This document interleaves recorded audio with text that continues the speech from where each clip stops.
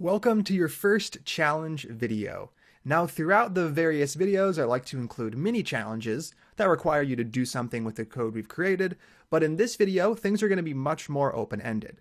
And it's your first one, so if you get stuck or you get confused, don't be hard on yourself. You've just started learning React. We're going to be covering a bunch more in the course, and I promise by the end, you'll start moving through these challenge videos without a problem. So what you see here is the final goal. And you notice right off the bat, the big difference is we have a text area, and this text area is going to let us change the message, which is shown right here. So if I type in John and hey John, hit enter, or excuse me, submit since I'm in a text area, and those can have multiple lines. You see we get hello John and we get our message, hey John. If I just add one, like Andrew, and hit submit, you can see hello Andrew changes, but the hey John message still stays. And that's awesome. Same thing with the message. If I just supply the message, some message, and click the submit button, you can see the hello Andrew prints from the previous time I entered the form, and some message shows up because we just entered that one. All right, so that's the goal. Add a text area that lets you update the message. Over inside of Atom, I'm going to give you a few hints before I set you free. The first hint is you don't need to touch greeter message at all. Greeter message is a simple presentational component, and it's going to work exactly the same. Now, obviously, you do need to make some changes to greeter form. Currently, greeter form only has an input field. You're going to want to add a text area here as well. Now, you've noticed that I've also added little placeholders, enter name and enter message. You can choose to do those using the placeholder attribute, or you can leave them off. The big goal, though, is to add the text area and give it a ref of message, so we can access its value up here in onFormSubmit. And onFormSubmit is where most of the changes are going to happen. I'm going to give you a few hints on what I would like you to do. Right now, we check if the name's valid, and if it is, we call a function. But when we're updating multiple attributes, we're going to do things a little differently. What I'd like you to do is create a variable called updates, just like this. And every time you find a valid update, instead of calling a function, simply set the value, updates name equals to the value. Then in the very end, after we validated all of our attributes, we can call the update method, passing in the updates object. Now, obviously, this is a little different from what we've had before. And that means you're going to need to make some changes to greeter as well. Inside of greeter, there's three things you need to do. First up, go ahead and add the message here, getting the default message from the props. Inside of handle new state, you should expect an updates object. And since the object already has all the attributes, you can simply pass it as the one and only argument to set state. Inside of render, we're currently using this.props.message. You're going to want to change that to use the state. So as we change the state, the greeter message component re-renders with the new message. And that's the basics of what you need to do to get this done. Now, there's probably a million ways you could do this and do it right. The goal isn't to do exactly what I do. The goal is to get something that works and that you understand and that you were able to create yourself. If you get stuck or you want to see how I would have done it, that's awesome. Go ahead and click play and you can watch me go through the entire process. Take a moment to pause the video. Try to add this text area that updates the message. When you're done, go ahead and click play. So to kick things off, I'm going to update the greeter form render method. Right now, there is no text area, and I want to go ahead and add that. So to do that, I'm going to open up a new tag, text area. I'm going to specify two attributes. First up is the ref, which is short for reference. And this is going to let me access the element later on in onFormSubmit. And I'll set this equal to message. The second one is the optional placeholder attribute. I'm going to set this equal to enter message. And for the input, I'm going to also go ahead and add a placeholder, just so you know what each field does. Now from here, the render method is updated. There's no more changes required. The next thing I want to do in onFormSubmit is simply pull in the message value. I'm going to create a variable, call it message, and get the value from this .refs, followed by the ref we named, .message, followed by .value. Now, just like we do with name right here, we can do with message. If message.length is greater than 0.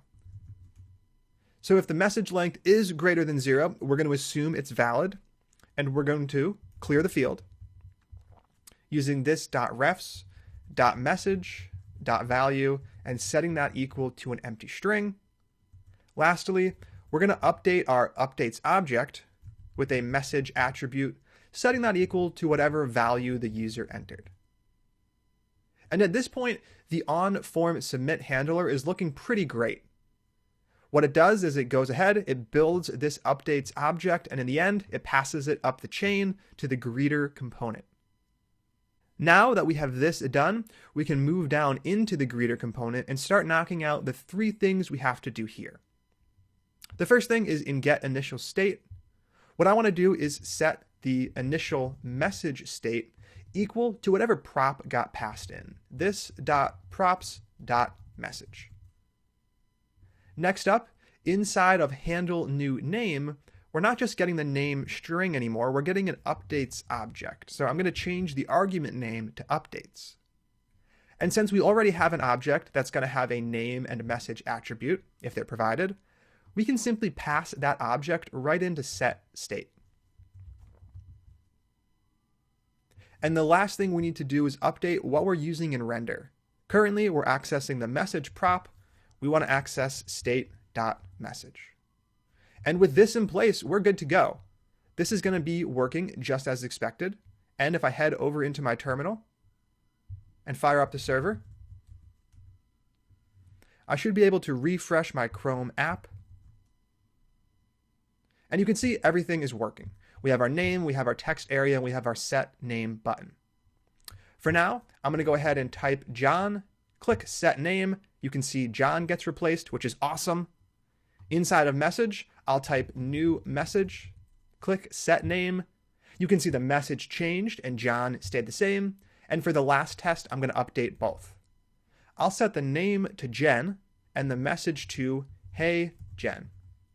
Click set name and you can see both get updated. And this is awesome.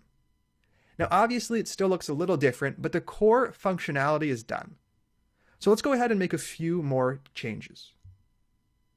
One of the first things I want to do is change the handleNewName function because it currently doesn't just update the name. What I'm going to call it instead is handleNewData.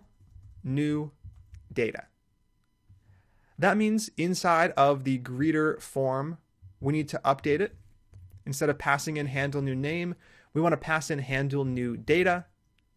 And I also want to change the prop that gets accessed in greeter form. Instead of onNewName, I'm going to call it onNewData. And all that means we need to do up in greeter form is change this.props.onNewName to this.props.onNewData. Now, this isn't going to change any of the functionality we saw, but it just creates a clearer program. Good naming is very important. I also am going to change the set name button because it no longer just sets the name. It also sets the message. Instead, I'll just change it to submit. Lastly, I'm going to add wrapping div tags around all 3 of these elements. So what I'm going to do is cut it out, open up a div, and paste it in. I'm going to do the same thing for the text area, and lastly for the submit button. Now that we've made these cosmetic changes, I'm going to go ahead and refresh the app to make sure everything is still working. Now you can see our input and buttons are stacked vertically, which is more natural. I'll type in John, type in a message, and click submit. And you can see everything still works. Now, obviously, this is a terribly useless and ugly app, but the point here is just to illustrate the basics. This course is going to cover some very real-world examples, like a weather app, a to-do app, and all sorts of other cool stuff. But for now, we're starting with the simple stuff. If you were able to get this done without any help, that is fantastic. If you weren't, that is also fantastic. As long as you were able to follow along through the video and get it to work like it's working here, that's great. You're ready to move on to the next section, where we're going to keep working with this app, only we're not going to change the functionality. We're going to change the project structure itself. We're going to introduce some new tools so we don't have all our components in the same file. And we're also going to include our dependencies inside of index.html in a way that's more appropriate for working with real-world apps. This is fine for a quick Hello React example, but I wouldn't want to use this method in a bigger app. I'll see you in the next video where there's going to be a quick quiz that covers some of the things we introduced in this section. Then you can move on to the next section where you're going to explore some awesome React tooling. I am super excited to keep moving on with you, so stay tuned and I'll see you next time.